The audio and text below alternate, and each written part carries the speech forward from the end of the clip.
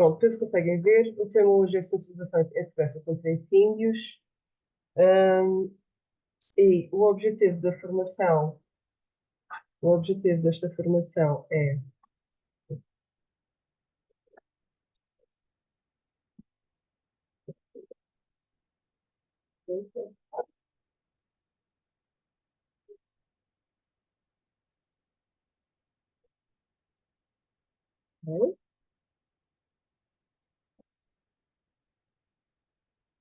Pronto, o objetivo é conhecer os princípios gerais da prevenção de incêndios, a fenomenologia da combustão e as técnicas de atuação em caso de incêndio. Deixa eu só fazer aqui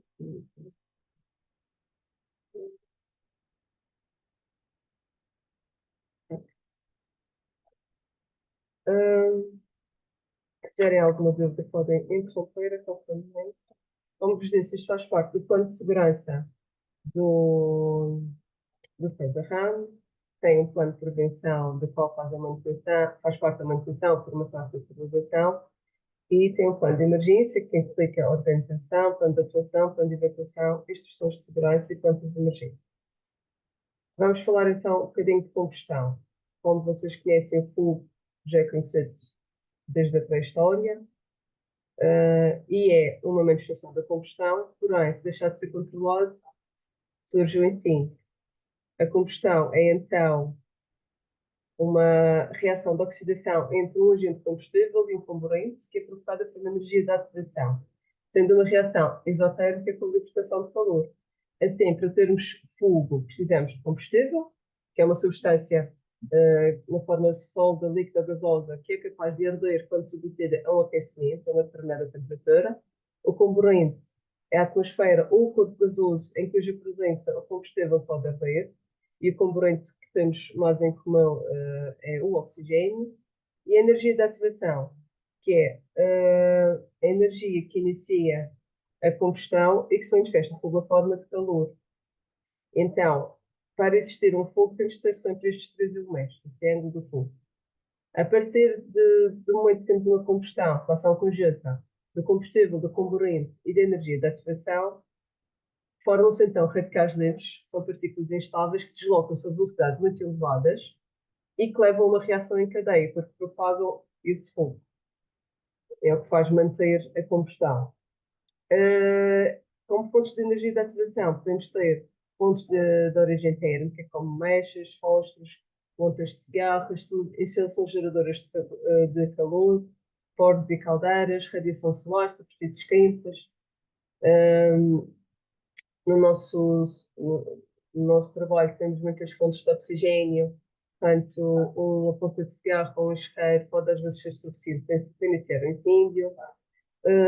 Fontes de energia elétrica, assistências, radiadores elétricos, arcos voltaicos, eletricidade estática, uma descarga atmosférica, origem mecânica, chispas provocadas por ferramentas, ou atrito, e de origem química, malha de ferro com óbito, por exemplo. Então, tratando-se de uma formação sobre como atuar em caso de emergência, havendo na existência da descoberta do fogo, temos de seguir sempre estes passos. É o procedimento de alarme, que é quando se detecta, os procedimentos de alerta,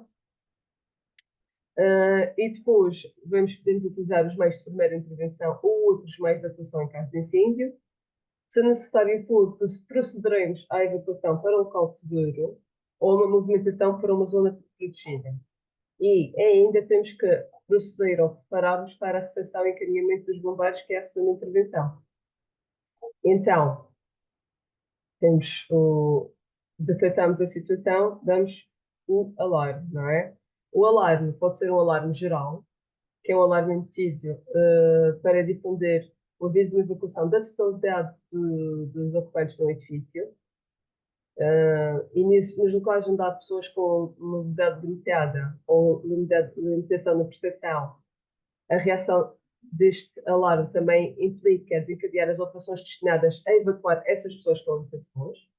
Mas o alarme não tem que ser sempre geral, pode ser só restrito ao silencioso, pode ser exclusivo só para uma situação de incêndio, mas é feito a uma parte do serviço, ou só o pessoal que está da segurança e que não precisa fazer um alarme geral, ou um alarme parcial, que tem apenas por destinatários ou ocupantes de uma parte limitada do serviço. De qualquer maneira, e é ponto importante, sempre que há um alarme, temos que acionar a central de segurança. Nós não temos uma botoneira de alarme, mas temos a extensão 3333 que ativa a segurança. Está bem? Dado o alarme, depois a central de segurança transmite este alarme, esta situação, aos meios de socorro que devem intervir, fazem o tal alertas aos bombeiros. Okay? Da nossa parte, nós o que é que temos que fazer a seguir? Temos que escolher, temos que determinar se passamos para a primeira intervenção, ou isto são atitudes que têm que ser muito rápidas, ok? Mas para isso temos que perceber como é que se dá um incêndio. O incêndio tem várias fases. A fase de eclosão, que é a fase inicial, em que, como podem ver aqui, o ar frio vai alimentar, trazendo oxigênio aqui para este combustível, que vai continuar a ter a tal reação de combustão, vai continuar a libertar calor, o calor vai subindo, vai libertando filme e cria-se aqui uma circulação de ar, ok? Vai alimentando o Depois, a propagação. A propagação do fogo, do incêndio, pode dar por radiação, condução ou convecção. A radiação, como vocês bem conhecem, é a emissão contínua de calor, normalmente sob a forma de radiação infravermelha, que se propaga em todas as direções e não precisa de um suporte material, ela propaga-se através do espaço, do ar. A condução, na condução, o calor é transmitido dentro do corpo através dos corpos em contactos, como uma barra metálica, e a propagação do calor será tanto mais rápida quanto melhores forem condutores de calor ou quanto maior a superfície de contacto. Obviamente, uma parede não irradia tanto calor como, por exemplo, um metal. E a convecção? A convecção é a transmissão do calor pelo ar em movimento, como vocês viram nos slides antes. Aquele movimento que se faz do ar pelo calor, o ar aquecido proveniente do incêndio sobe e força o ar frio dirigido para as zonas inferiores. E então, a propagação por este meio faz todas as comunicações interiores que não estão protegidas, o que inclui caixas de escadas, caixas de elevadores, corretes, cabos e condutas de ventilação. E é por este motivo que, numa situação de incêndio, não se pode utilizar os elevadores e também podemos desligar os ares condicionados, ok? Depois o flashover é quando a combustão já está, é uma combustão generalizada, está a ocupar o incêndio todo. Se vocês verem aqui nesta imagem, ainda há ar recirculante, ar que vai entrando aqui e continua ainda a alimentar este fogo, mas é quando o fogo já está descontrolado. Se for num espaço fechado, esta combustão, depois de atingir o seu máximo, vai planear e normalmente esse plênio produz por diminuição do material combustível ou da quantidade de comburente. Pronto. E então, numa combustão, há sempre produtos que resultam da mesma, tem o fumo, as chamas, o calor e os gases que vocês conhecem. O fumo é o produto da combustão incompleta, na qual pequenas partículas sólidas se tornam visíveis e que pode ser de várias cores, e isto é importante a gente saber. Se for um fumo branco ou cinza pálido, resulta de uma combustão mais completa e com bastante consumo de combustível e com oxigênio em quantidade adequada. Se for um fumo mais negro ou cinzento escuro, é uma combustão que desenvolve a altas temperaturas, mas com falta de comburente, por exemplo, quando são queimados plásticos com pouco oxigênio. E se forem filmes amarelos, roxos ou violetas, estamos na presença de gases altamente tóxicos. E por isso temos que nos proteger, temos que nos afastar. Okay? As chamas, como sabem, é a manifestação de gases incandescentes visíveis em redor do material que está em combustão. E o calor é a energia libertada pela combustão e é o principal responsável pela propagação do fogo, pelo alastramento do incêndio. E porquê? Porque leva a temperaturas de inflamação dos outros combustíveis, ou que têm à volta, dando continuidade ao incêndio. Os gases produzidos pela combustão resultam da modificação da composição do combustível e pode-se produzir monóxido de carbono, anidrido de carbono, cianeto de hidrogênio e outros, que também, estando ali presentes, podem nos provocar algum mal, está bem? Então, como é que podemos apagar o fogo? Existem essencialmente quatro métodos de extinção do fogo: por arrefecimento ou redução da temperatura, por limitação da comburente, abafamento ou asfixia, carência ou limitação do combustível ou inibição da reação em cadeia. Por arrefecimento, o método de arrefecimento é o mais utilizado, em que nós eliminamos o calor de forma que a temperatura do combustível seja inferior à da combustão, portanto não continua a arder. O agente extintor que faz este arrefecimento deve ter uma grande capacidade de absorção de calor, e o que nós utilizamos mais comumente é a água, tem grande capacidade e está normalmente disponível. A limitação do comburente por abafamento ou asfixia resulta do isolamento do combustível, a separação do combustível do seu comburente, do oxigênio, ou a redução da concentração do oxigênio no ambiente. E isto pode ser feito pela aplicação de gás inerte, de dióxido de carbono, por isso que os extintores de dióxido de carbono, que diminui as concentrações de oxigênio, ou, por exemplo, cobrindo as chamas com uma substância resistente, uma manta contra fogo ou uma tampa, como vocês veem aqui no exemplo. Isto é um exemplo bom para, por exemplo, em nossas casas, nós estamos a cozinhar e de repente aquilo começa a arder. Se for alguma coisa que tenha líquido e gordura, nós nunca podemos deitar água lá para cima, porque o que vai acontecer é se a gente deitar água, temos o risco daquilo se saltar da panela onde está e vamos espalhar mais o tudo. O que temos a fazer nesta situação é mesmo tapar com alguma coisa que não queime, não seja, não arda, uma tampa, uma coisa qualquer, ok? A carência ou limitação do combustível é quando há uma separação entre o combustível e a fonte de calor ou o ambiente de incêndio mas é mais eficaz nos incêndios de combustíveis gasosos. Imagina, tem uma fuga de gás e que provocou um incêndio. Se a gente conseguir controlar a fuga de gás, obviamente vamos controlar o incêndio. E a inibição da reação em cadeia consiste em impedir ou limitar a formação de radicais livres, os tais produtos que vão se libertando com a combustão ah, e que depois vão propagando o fogo. E o melhor exemplo deste tipo de extinção é a utilização do agente extintor, que é o que faz é isso mesmo, lavar e apaga e evita que saltem mais projéteis do fogo e que vão propagar o fogo. Pronto. Posto isto, como é que nós agimos? Para combate ao incêndio, nós temos os meios de primeira intervenção. Estes devem estar localizados nos caminhos de evacuação e junto às saídas de emergência. Os equipamentos de primeira intervenção, por excelência, são os extintores, as bocas de incêndio, armadas tipo carretel e as mantas corta-fogo.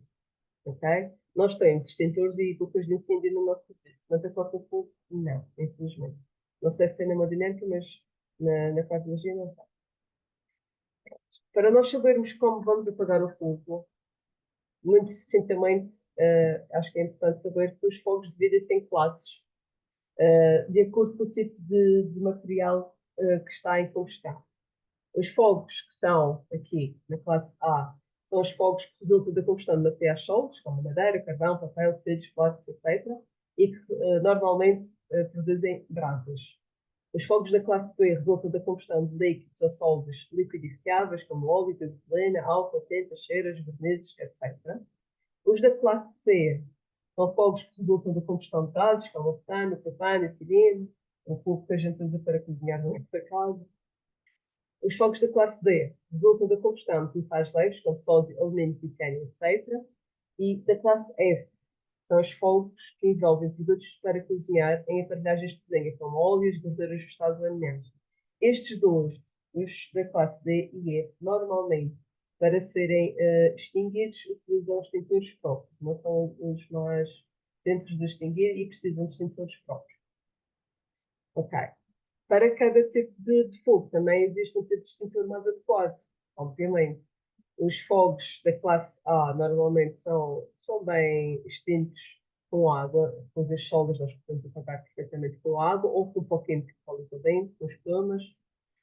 Da classe B, a água é mais ou menos, mas normalmente o pó químico é mais adequado e a espuma. Da classe C continua a ser o pó químico, como vocês veem, o pó químico é melhor para maiores situações. Da classe D é só mesmo um pouquinho especial para isso. Exato. Pronto. Os extintores de incêndio são muito importantes no primeiro estágio do fogo, devido ao seu fácil manuseamento e a disponibilidade. E permite apagar rapidamente. Contudo, temos que nos lembrar que é um equipamento de capacidade limitada. Eles têm apenas uma duração de 12 segundos. Portanto, temos que verificar se nós temos capacidade de apagá-lo com aquele extintor. Ok? Não permitem apagar incêndios com grandes dimensões. Os extintores são de vários tipos. Existem extintores à base de água, tem como agente extintor a água e alguns aditivos. Extintores de dióxido de carbono, são estes aqui. Extintores de pó químico, que é este aqui. E extintores de espuma, que usa água com espumete. Ok? O que nós temos no serviço, temos este do lado de ABS e os extintores de pó. E temos os de CO2. Os extintores de CO2 são desenvolvidos para fogos do tipo B e elétricos, para fogos em líquidos e elétricos. São, normalmente, nós temos um destes grandes, de 6 kg, de dióxido de carbono. Como é que isto funciona? O dióxido de carbono encontra-se armazenado à temperatura ambiente a 60 bares dentro do extintor, mas ao se vaporizar atinge as temperaturas de 78 graus negativos e leva à formação de neve carbónica e que pode criar uma camada de gelo no difusor, o que implica alguns cuidados no seu manuseamento, especialmente na presença de outras pessoas. Porque, uh, como ele como ele arrefece muito, pode provocar queimaduras preferidas. Portanto, temos de ter cuidado ao manusear, segurar bem nesta pega e segurar de forma que, que eles saiam com um bocadinho de pressão, que ela não consiga nos atingir nem atingir outras pessoas. Ok? As vantagens deste extintor em relação aos outros extintores é que o extintor de CO2 não deixa sujidade e não é condutor de eletricidade, por isso ele é o extintor de eleição nos fogos elétricos, onde tem muitos equipamentos elétricos.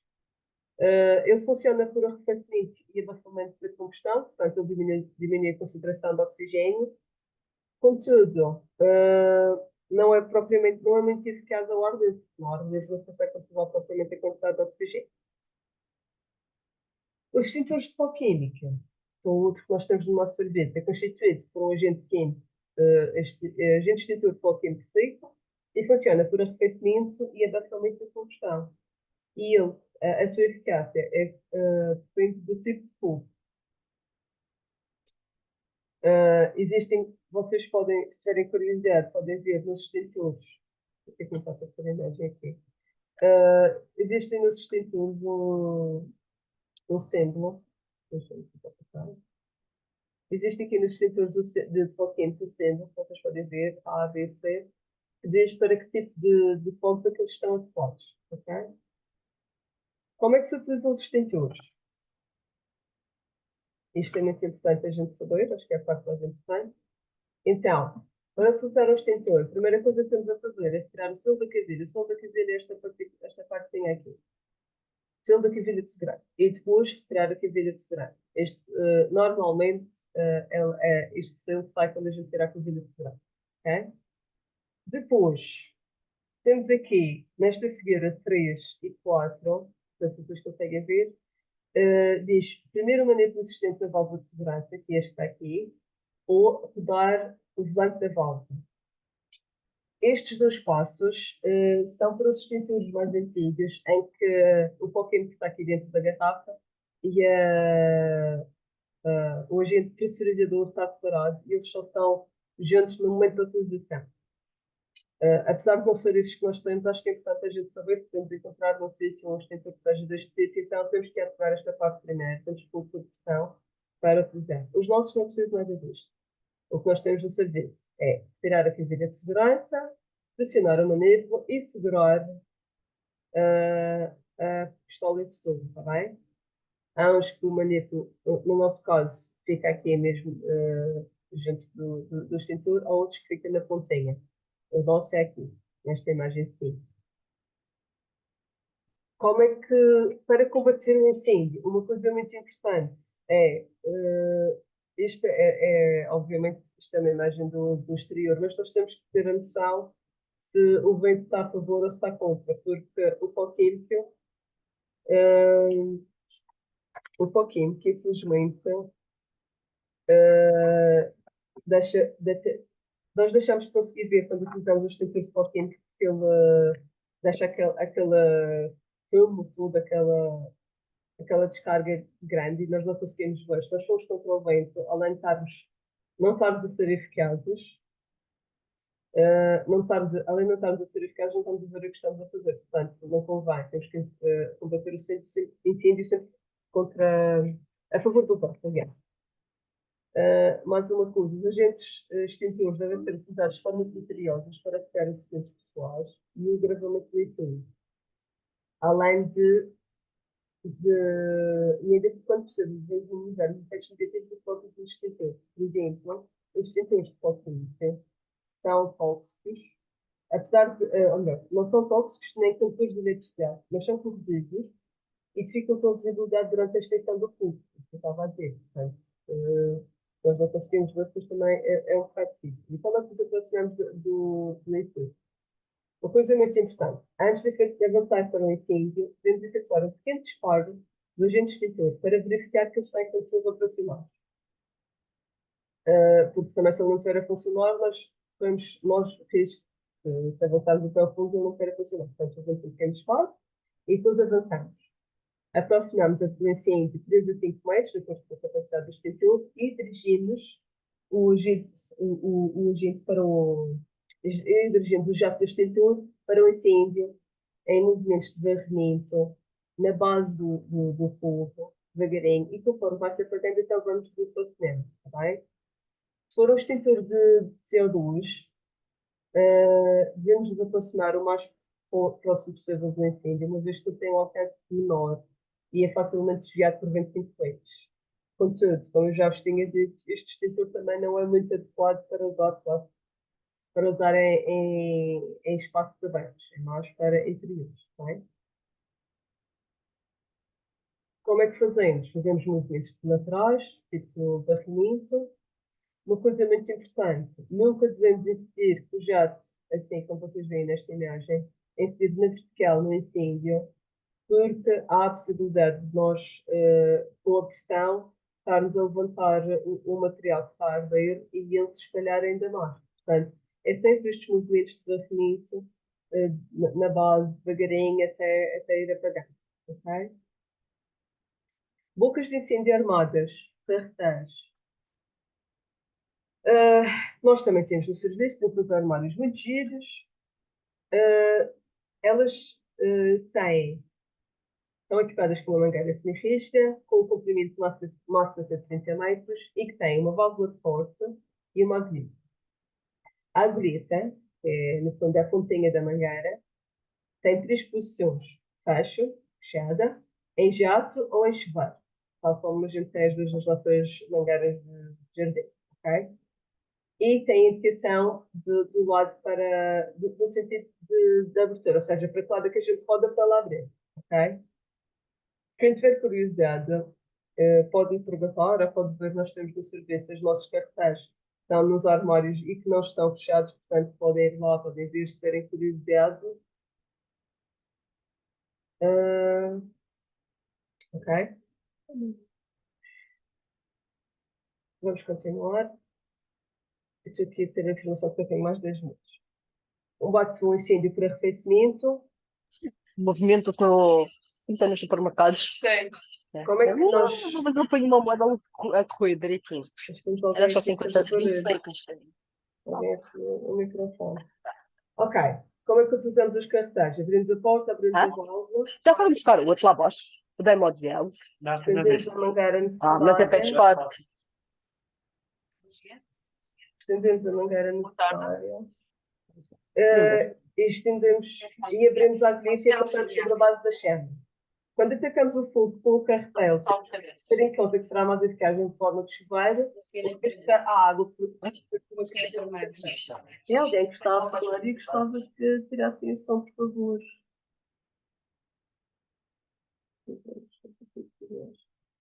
Ok. Prontos. Nós temos também de facilitar o acesso à segunda intervenção, permitindo que quer a acessibilidade dos meios, que os carros consigam chegar aos sítios e que os meios estejam sempre disponíveis. As redes secas devem estar disponíveis, são redes que existem nos edifícios para serem alimentadas pelos carros dos bombeiros se for necessário. É muito importante e tem que voltar. Nunca, em situação alguma, interromper os meios de segunda intervenção, porque nós não sabemos quando é que vai ser preciso. Então, como é que nós agimos no serviço de cardiologia? Primeiro, manter a calma, depois retirar imediatamente as pessoas do sítio onde há fumo ou fogo, ponderar a extinção com os seus meios, com o extintor, se o fogo for no equipamento elétrico, utilizamos o extintor de CO2, isto são as questões do serviço. Fazer sempre acompanhar de um colega para ajudar no combate ao fogo, porque nós podemos sentir-nos mal com o fumo. Desligar oxigênio e eletricidade e o ar-condicionado, ok? Temos aqui isto é para desligar o oxigênio no TIC-5, na parte de cima dos armários em geral, mas temos porte parcial das enfermarias, da NOCIC, para a eletricidade. Se não conseguirmos controlar a situação, se não soubermos usar o equipamento de controle de incêndios, temos que ter o cuidado de fechar as portas e janelas, ligar o número de emergência e preparar os doentes para o caso ser necessário evacuar o serviço. Deixem-me só agora passar para a segunda parte. Desculpa. Okay.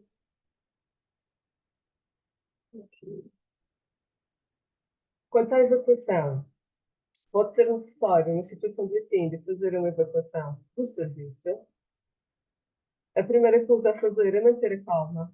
E temos, quando decidimos evacuar, temos que ponderar se temos condições para a evacuação e tempo para o fazer, tendo em conta o local onde nós estamos, as pessoas que temos para evacuar, não é uma decisão tomada de ano leve, ok?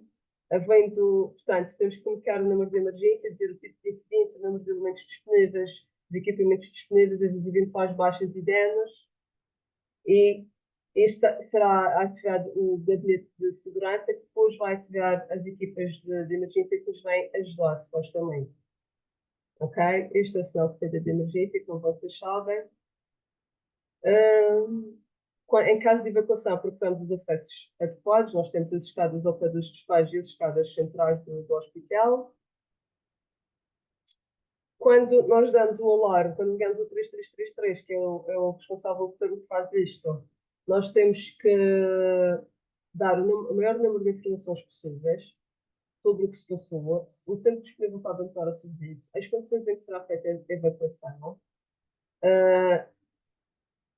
e colocar o tipo de doentes que nós temos, o que é que temos de pessoas que nos possam ajudar.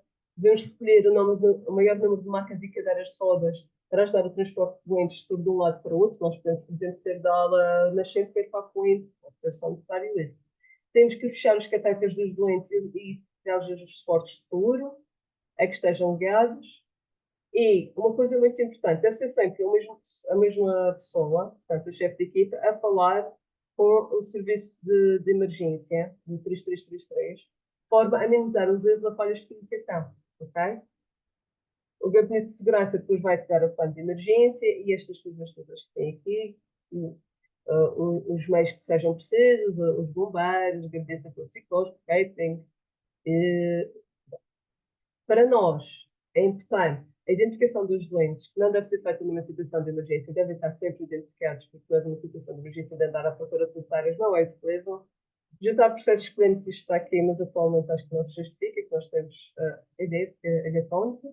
Fechar os catéteres e a probabilidade de saída dos doentes será por mobilidade total, parcial ou uma dependência total. Ou seja, os que se movem sozinhos são os primeiros a sair, os que precisam de alguma ajuda são os segundos, totalmente dependentes são os últimos a sair. Nós temos que estar informados sobre a planta de emergência. Hoje eu posso-vos mostrar no serviço onde é que nós temos e quais são as saídas. Mas, como vocês sabem, são a saída junto às escadas, o fogo por do outro lado, mas a meio, ao início do serviço, as escadas dos despejos. Se for na parte mais posterior, ao perto do TIC, a saída será pela parte central. E isto señala do ponto de encontro, o nosso ponto de encontro é junto do estacionamento do primeiro diretor. As rotas de fuga devem estar todas sinalizadas e devem ser do conhecimento de toda a gente. Portanto, toda a gente tem que saber onde é que elas estão. Elas devem estar todas dentro assim como o meio de combate em incêndios. Ou seja, os extintores não podem, não podem ter nada a tapar, os carreteiros não podem ter nada a tapar, deve estar tudo desobstruído. Para que, no caso de emergência, a gente poder utilizá-los com rapidez. Ok? Os portas corta-fogo, nós infelizmente não temos, mas era uma coisa muito boa que permitia a compartimentação do fogo, ou seja, impedia ou atrasava o fogo de ir de uma parte para outra. Não sei como é especial. Pronto, este é um exemplo do que não deve acontecer. Isto é uma saída.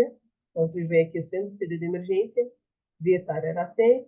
Isto é uma corta-fogo também que está vedada e se houver um incêndio, elas têm que permanecer abertas, que não vai acontecer. E isto, por causa do nosso parecer, é a nossa vez, que é uma saída de emergência também para a manutenção da tecnicina, também não pode acontecer. Okay? Se houver uma emergência, ainda temos que afastar estas coisas para sermos respondidos. Não é isso coisa. Okay? Medidas básicas em caso de incêndio. Deve-se abrir uma porta, como o calor está sempre na parte de cima. Começamos a testar a sua temperatura com o dulce da mão debaixo da cima. Se houver saída de fumo debaixo da porta, fizemos para nos molhar com atenção. Cuidado para não se queimar. Não abrir as janelas porque aumenta a combustão, vai aumentar o fogo. Se tiver muito fome e que se justifique, podemos ter de andar de gatas, utilizando o pano para proteger as vias aéreas. E se precisa molhar as roupas. E nunca, em caso de incêndio, utilizar um elevador. Isto é uma coisa difícil, mas se por acaso irmos alguém, se acontecer alguém estar a arder, tentar, que eu sei que vai ser difícil, tentar orientá-la para parar, deitar-se e rolar, protegendo a cabeça, e assim desta forma vai conseguir apagar as chamas. As vias de evacuação são distribuídas no edifício de acordo com as suas necessidades. Nós temos dois tipos, as fechadas e as abertas ao ar livre. A nossa é fechada, estava fechada, é interior. As portas de corta-fogo, numa situação de incêndio, ficam sempre, estão normalmente abertas, mas devem estar disponíveis para fechar automaticamente em caso de incêndio. A diferença da porta de corta-fogo para outra porta é que ela impede a disseminação do calor dos pontos das chamas. Ok? Como vocês imaginam, a presença do fogo no hospital implica o risco de vida não só dos seus ocupantes, mas também tem risco de continuidade e acesso aos tratamentos. E evacuar uma unidade de saúde não é uma decisão moda de animais. Portanto, nessas situações, é importante, se for decidido evacuar, acatar as decisões tomadas, não respeitar a cadeia de comando, conhecer o plano de evacuação e manter a calma. Ok? Às vezes nós não vamos ter pessoas que nos ajudem, então temos que saber o que temos a fazer. Como vos disse, como é que nós saímos? Despachar que está quase a acabar. O tempo pode andar, então sai primeiro. Precisa de ajuda de uma pessoa, tem prioridade de duas, precisa de ajuda de duas pessoas, prioridade de três. E então, como é que fazemos? O responsável coordena, vai o chefe de filha que vai à frente, vai indicando o caminho, impondo, tentando que as pessoas não culpam nem empurrem, não é? E caminham junto das paredes com todas as escadas devagarinho, conforme a sua disponibilidade, e vão ter ao ponto de encontro. Caso percebam a falta de alguém, nunca voltamos para trás para ir buscar. Ok, as técnicas de evacuação. Para os doentes com prioridade 1, ou seja, com mobilidade total, eles vão pelos próprios pés, só têm que ser encaminhados por uma pessoa, que será o chefe de filha, que normalmente é auxiliar e que vai indicando o caminho. Os doentes de prioridade 2 e prioridade 3 são os doentes que têm diminuição da mobilidade. De algumas uma para outra podem implicar riscos para o utente e também para nós. O uso das camas das enfermarias, das macas ou das cadeiras de rodas pode estar beneficiado porque nós não temos usuários elevadores ou quando não temos rampas. E então, eu vou-vos apresentar algumas técnicas em seguida. E temos que ter em conta que estas técnicas também podem pôr algum risco nas pessoas que vão estar a transportar os doentes. A técnica escolhida deve ser a que tenha menos risco para ambos, para o transportador e para o utente. Tá? As técnicas com uma pessoa são técnicas, não são as mais aconselhadas e não devem ser usadas quando a vítima é mais pesada do que a pessoa que está a transportar. Levar ao colo, levar às costas, levar às cavalitas. Ok? Podemos também puxar pelos ombros, como vocês estão a ver, ou pelos tornozelos, que não deve ser muito confortável, fazendo uma manta ou um lençol por baixo e por a vítima no centro e puxar. Podemos fazer o transporte com 2 pessoas, uma cadeira de 2 pessoas, ou mesmo utilizar uma das cadeiras do serviço, sentar a vítima e usar uma pessoa à frente e atrás a transportar. A cadeirinha que a gente fazia quando éramos miúdos, portanto, era uma pessoa pequenina. Simplesmente agarrar pelos ombros 2 pessoas, uma de cada lado, também funciona. Um lençol com 2 pessoas, a puxar uma de cada ponta. Este técnico é de 3 pessoas, então a vítima de lado, as 3 costas ajoelham-se e põem as mãos por baixo e seguram a pessoa como vocês veem na imagem.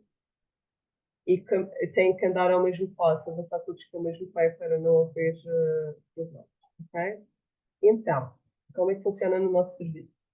O responsável de turno é o chefe é o responsável pela evacuação e é ele que aciona o alarme, utilizando o número 3333, certo? Depois disso, a evacuação inicia-se com o chefe de telha, que é uma pessoa escolhida por alguém, pode ser um auxiliar, pode ser uma pessoa qualquer, que encaminha os ocupantes mais autónomos para o meio, ou a zona mais afastada do incêndio. Ou vamos ser pelas escadarias da parte dos despachos, ou vamos ser pela escadaria do outro lado, do centro do hospital, conforme o sítio onde se encontra o fogo. Okay? Os restantes elementos da equipa, os médicos, os enfermeiros, as equipes operacionais e administrativas, ajudam a evacuar as pessoas que precisam de ajuda, começando pelos que estão mais afastados da saída de emergência.